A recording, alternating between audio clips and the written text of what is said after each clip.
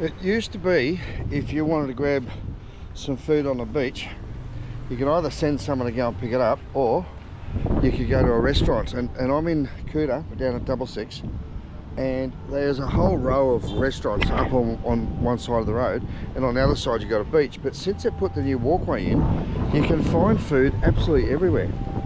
So all the way up along the beach, you've got these little beach shacks. Some of them just sell beer, some of them sell food, and all of them, if you ask one of the waiters to get you some food, they'll all be able to go and get something for you.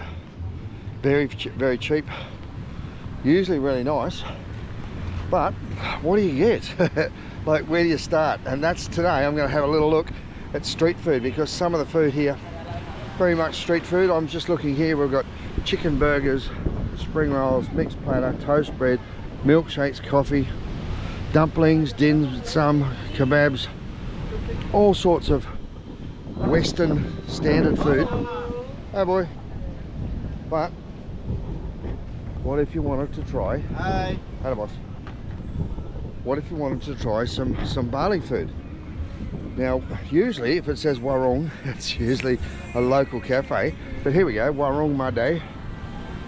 Chicken fried rice special, shrimp fried rice special. Now, fried rice is called nasi goreng. And these guys have got a whole heap, but it's actually in English, so it's pretty easy. There's the ladies making it. Pagi. Hello.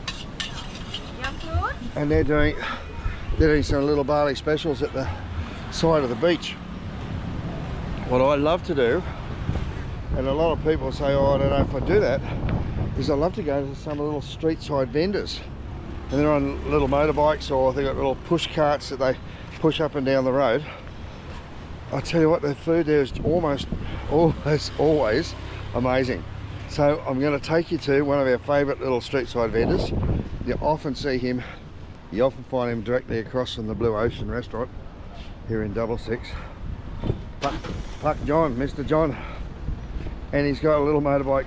He's got some snacks hanging off. He does some tea and coffee. And his favourite meal is called Nasi Jinggo. Nasi Jinggo. That's the one. Now I need him to pack a new one for me.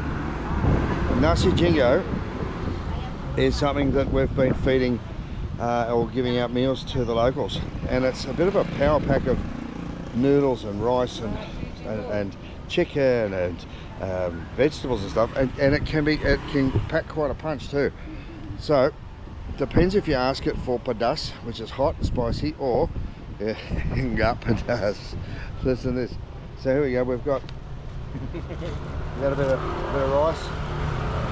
We've got a couple of noodles in there. We've got chicken, and then egg, some tempeh, vegetables, and then veggie. You want a chili, honey? No, I don't want a little tiny bit. Oh, this one is the finish. You just finish. So, usually they're giving the veggies and sambal. You doesn't like sambal, but you like tempeh, right? And he's got his little snacks here as well. Yes. Only now, 10 cents. So this little power pack of food is 60 cents. Yes. For a Nasi Jinggo. And the way they eat it, they don't necessarily use a spoon. They use their fingers, and they sort of bunch a little bit of it all up like this. And so it's got some aromatic spices in there. Quite tasty. That little tempeh made it quite crunchy as well. Coconutty. Not hot at all. Just really nice. The vegetables are carrying a bit of, there's a little tiny bit of warmth in the back there. I can taste it now. Now Fee loves it. She loves it with all the curry and the chilies and stuff on it. This one is the sambal. Alright. Okay, little rice, a lot of sambal. It's good for your healthy and your guts. Not really good. Not good for the back door though, I tell you. Because once it starts coming out the other end. Pak, es kopi, Pak. So there you go. People say how easy or expensive is it to live in Bali? You know, 60 cents in Aussie money. You get a nice iced coffee off him as well. Now we've been coming here for a long time. He uses proper ice, not cheap and nasty shave stuff that gets you sick. He's we've never had anyone have a bad tummy from eating his food. All the locals come and get it off him. Simply the fact he's been around for millions of years doing this would imply that he's doing a good job. Sells out almost every day. There he goes. Got his little ice bucket there.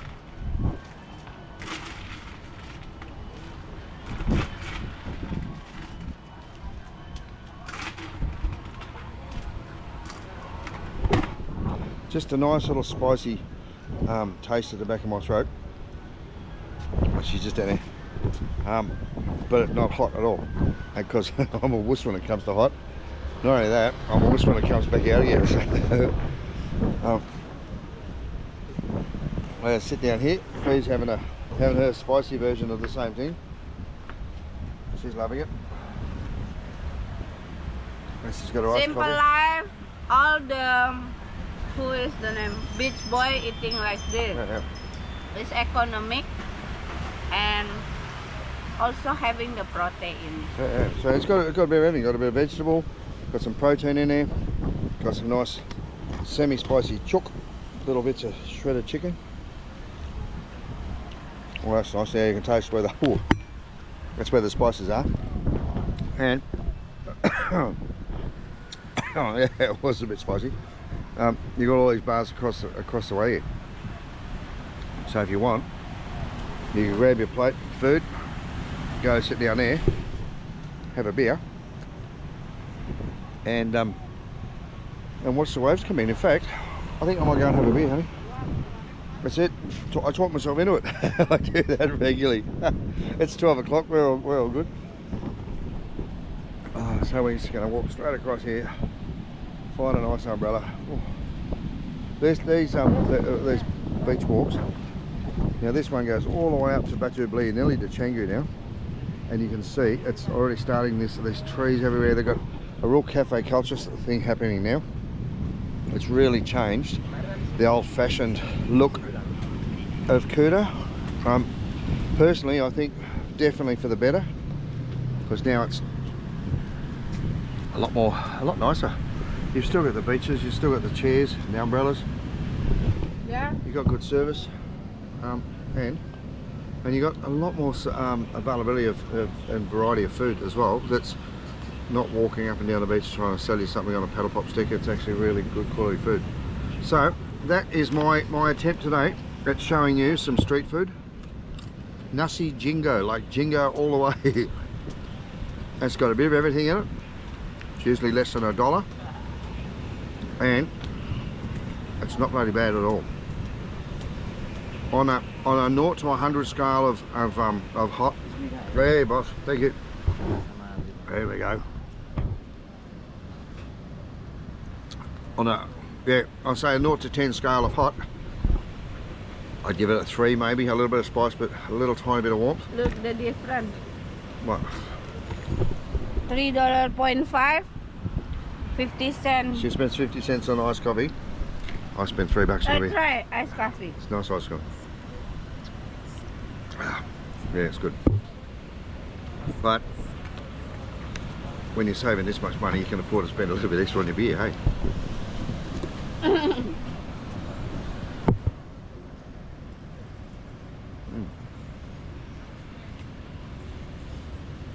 It's usually pretty easy in a Balinese person's house to do the dishes, because that means you pick up that piece of paper, throw it in the bin, wash your hands. I love it. Alright guys, have fun, see you later. So dinner was, or lunch was bloody nice. Just a nice little tiny bit of temperature on the tongue, but certainly not hot. Fees was so scaldingly hot, she's still walking again.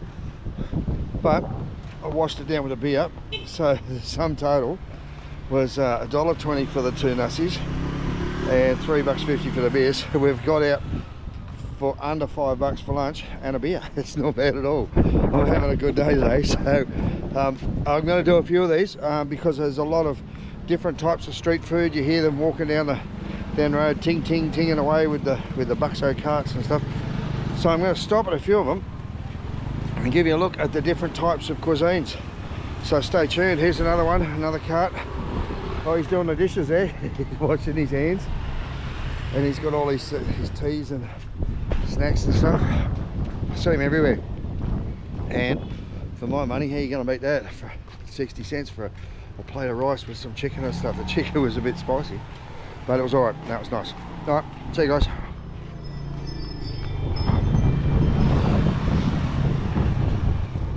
Must be mine. Good about yourself?